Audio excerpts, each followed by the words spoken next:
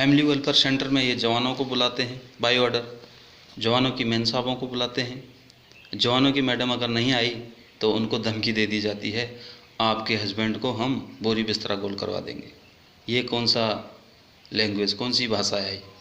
आप जवानों की मैडम, जवान ने किसी कारणवश अपनी फैमिली रखी है, अपने बच्चे रखे हैं, किसी समस्या की वजह से घर में हालात ठीक नहीं है या कुछ दुख बीमार है, चलो मिलिट्री हॉस्पिटल में इलाज हो जाएगा, जवान लाता है अपनी परेशानी से, लेकिन उसको फैमिली वेलफेयर सेंटर में स्ट्रेच किया जाता है, क्योंकि इनकी मेन साहब लोगों को भी कमांड करनी है। इनकी मेन साहब लोगों को कमांड करने के लिए चाहिए, क्योंकि घर में खाना बनाने के लिए जवान है, जूता पॉलिश करने के लिए जवान है, घर की सफाई करने के लिए जवान है। 20 से 25 से 30 जवान तक इनके घरों में लगे रहते हैं, जो कि एक सबसे बड़ा घोटाला है, सबसे बड़ा भ्रष्टाचार है। इस पर कोई नज़र नहीं रख रहे लोग, इस पर कोई बोलने को खुश नहीं है, लेकिन हम बोलेंगे, हम छोड़ेंगे नहीं। इनकी मेन साहबों की जो दादागिरी सेना में चल रही है अफसरों की, इन अफसरों ने अपनी मेन साहब लोगों को आगे कर रखा है। कहीं भी अगर कोई वीआईपी अफसर आता है तो जूनियर अफसर अपनी मेन साहब को, लोगों को वहाँ रिसेप्शन में भेज देंगे। इस प्रकार से इन लोगों ने अपनी एक यूनिटी बना रखी है। सीनियर अफसर से जूनियर अफसर तक सब एक हैं, ये मिले हुए हैं।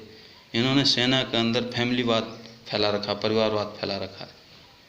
सेना में, सेना की कार्रवाई में इनके परिवार का कोई भागीदारी होनी नहीं चाहिए। इनके परिवार का क्या मतलब है सेना में? इनके परिवार, इनके बच्चे, इनकी फैमिलियाँ, इनकी मेन साहब लोग यहाँ कमांड कर रही हैं, उनका चल रहा है यहाँ वो बोलेंगे वो होगा। वो किसी को जवान को बोलेंगे इसको वहाँ भेजो, तो साहब अफसर उसी को वहीं भेजता है। क्यों? इन मेन साहब लोगों का बोलबाला है सेना के अंदर। सेना तो इन मेन साहब लोगों की उससे चल रही है। कहाँ से सफल हो सकती है? कहाँ से सक्सेस हो सकते हैं हम लोग? इनकी फैमिलियाँ कमांड कर रही हैं, जिनको कि फ़ौज के बारे में कुछ पता ही नहीं है। वो जवानों को ब्लडी बोलती हैं, उनको सलामी मारनी पड़ती है, उनको सलूट मारना पड़ता है मेन साहब लोगों को। ऑफिसर बोलता मुझे मारो मत मारो, मेरे मेन साहब को सलूट मारो। तो ये कौन सा काम करवा रहे हो आप हमसे? हम आपके मेन साहब को सलूट मारें तो आप भी मारो हमारी मैडम को सलूट। आप हमारी मैडमों को वहाँ फैमिली वेलफेयर सेंटर में डांस करने को बोलते हैं, आपकी मेन साहब लोग हंसती हैं। आपके बड़े सीनियर अफसर आते हैं, जूनियर जवानों की मेन साहब वहाँ डांस कर रही हैं, नाच रही हैं। ये कौन सा तरीका है आप लोगों का? क्यों इतना परेशान कर रहे हो जवानों को? ये फैमिली वेलफेयर सेंटर क्यों चला रहे हो आप लोग? दादागिरी दिखाने के लिए? जवानों को चक्कर कटाने के लिए? उनकी मेन साहब लोगों को क्यों परेशान कर रहे हो? वो कोई इलाज के लिए आए हैं, कोई प्रेग्नेंट हैं, किसी के घर में समस्या कुछ है, और यहाँ आप लोग बाय ऑर्डर उनको तंग कर रहे हो। ऑर्डरों में देते हैं, अगर कल फलाने की मैडम वहाँ पे नहीं आई सिलाई मशीन चलाने के लिए, तो वो बिस्तरा अपना गोल कर लेगा और यहाँ से चल देगा, यानी उसको तुरंत पोस्टिंग कर दी जाएगी। इनकी फैमिलियों की, इनकी मेन साहब लोगों की ऐसी पावर चल रही है यहाँ पे। जवान को तंग करने का इन लोगों ने, पूरे परिवार ने, अफसर के पूरे परिवारों ने ठेका ले रखा है। इन्होंने अपनी घर की खेती समझ रखा है फ़ौज को। इनके घर की खेती है फ़ौज। इनका पूरा यूनिटी बनी हुई है, यहाँ से वहाँ फ़ोन चला जाता है, वहाँ से यहाँ फ़ोन चला जाता है। अगर किसी जवान को यहाँ से ये पोस्टिंग भेज भी देंगे तो वहाँ पहले इनका फ़ोन चला जाएगा, देख लेना भाई फलाना बंदा आ रहा है, उसको भेज रहा हूँ, उसको देख लेना। इसका क्या मतलब होता है? इसके मतलब जवानों को अफसरों से खतरा है, जवानों को अफसरों से खतरा है। इनकी यूनिटी बनी हुई है, जवान कुछ बोल नहीं सकता इनको। अपने हक की लड़ाई भी जवान नहीं लड़ सकता। इनकी मेन साहबों की चमचागिरी करो। इनके लिए गाड़ियाँ लागू हैं, एक फ़ोन करती हैं 2 सेकंड के अंदर इनके पास गाड़ी पहुंच जाती है। ऐसी हालत कर रखी है इन्होंने फ़ौज की। यह हालत है आज सेना की। जवान गाड़ी मांगेगा नहीं मिलेगी, जवान को गोली भी लग जाएगी ना तब भी गाड़ी नहीं मिलती। मरने दो बोला, शहीद हो जाएगा। लेकिन मेन साहब बोलेगी मेरे पेट में दर्द है तो 2 सेकंड में गाड़ी आ जाएगी। इनकी मेन साहब को प्रायोरिटी है, जवान को प्रायोरिटी नहीं है, जबकि हकीकत में भारत सरकार जवान को दे रही है, इनकी मेन साहब लोगों को नहीं। लेकिन यहाँ चल रहा सारा उल्टा, सिस्टम पूरा उल्टा चल रहा है। आप क्लोथिंग में देखो, क्लोथिंग में कितना घोटाला है। हम पूरी क्लोथिंग खरीद के पहन रहे हैं, एक भी कपड़ा हमारा स्टोर का नहीं है, सरकारी नहीं है, सारा खरीद के पहन रहे हैं। तो फिर ये क्लोथिंग इशू हो क्यों रहा है? ये घोटाला नहीं है? इसकी जांच नहीं होनी चाहिए? जब हमारे पहनने में वो सामान आ ही नहीं रहा है क्लोथिंग वाला, तो क्यों इशू कर रहे हो? बेफालतू का क्यों खर्च कर रहे हो? गवर्नमेंट को क्यों नुकसान में डाल रहे हो? गवर्नमेंट का क्यों खर्चा कर रहे हो इतना, जब हमने कोई पहनना ही नहीं? हमने अगर कोई सरकारी पहन भी लिया तो अफसर उस पर उंगली उठा देता है, ये कौन सा कपड़ा है तेरा? तो क्यों हमें इशू कर रहे हो आप? जब हमने वो क्लोथिंग पहनना ही नहीं है तो इशू क्यों कर रहे हो हमें?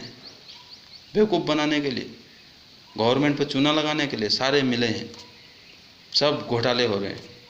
क्लोथिंग पे भी घोटाला हो रहा है। जवानों का ये जो क्लोथिंग मिलता है ये बंद होना चाहिए, उसके बदले जवानों को पैसा दे दिया जाना चाहिए। खाने पे घोटाला है, वहाँ से राशन आउट हो रहा है। जवानों को आप राशन का, क्लोथिंग का पैसा दे दो, जवान अपना खा लेगा। सिविल बंदों को भी रोज़गार मिलेगा, कहीं कैंटीनें खुलेंगी और हम अपना, जहाँ हमें 200 रुपये मिलेंगे खाने का, हमारा खाना 100 रुपये में हो जाता है। बाकी का खाना ये आउट कर देते हैं, बेच देते हैं, पैसे ले लेते हैं, पैसे खा जाते हैं, सारे घोटाले में लिप्त हैं। लोग बोलते हैं सेना में घोटाले नहीं होते, तो सबसे ज़्यादा घोटाले सेना के अंदर होते हैं, ये दावा कर सकता हूँ, क्योंकि इनको पता है यहाँ मीडिया आएगी नहीं, जवान मुंह खोलेगा नहीं, अनडिसिप्लिन में फंसा देंगे। सबसे ज़्यादा भ्रष्टाचार यहाँ है, सबसे ज़्यादा घोटाले यहाँ हैं। तो इसके लिए हम काम करेंगे, निश्चित ही ये सब बंद करना होगा।